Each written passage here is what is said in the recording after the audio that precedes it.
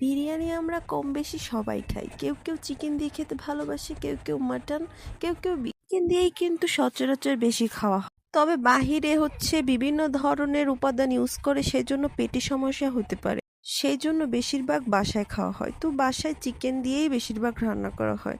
তো সেই দিনই হয়েছিল চিকেন দিয়ে বিরিয়ানি রান্না। আমি বেশ অনেকটাই নিয়ে নিয়েছি। সাথে ছিল লেবু। লেবু, পেঁয়াজ এগুলো সালাদ-টালাদ ছাড়া কিন্তু বিরিয়ানি খেতে কিন্তু খুব একটা ভালো লাগে না। তবে এর সাথে কাঁচামরিচ হলে অনেকটা জমে যেত। তবে আমি কাঁচামরিচ খাইনি। খুবই সিম্পল ভাবেই খেয়েছিলাম। আবার অনেকে বিরিয়ানির সাথে 7 আপ, কোকা-কোলা বিভিন্ন ধরনের ঠান্ডা খেয়ে থাকে।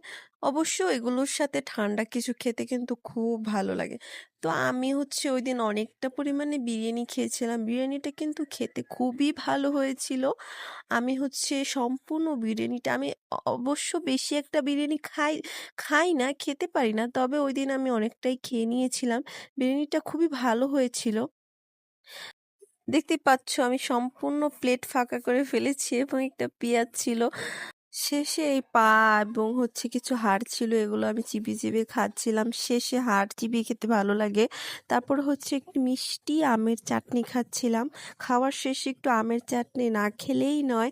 এরকম আমার মতো অনেকেই খায় আমি জানি। তো আমার সেখান থেকেই ভিডিও দেখেই শেখা। তো আমি শেষে একটা আমের চাটনি খাচ্ছি।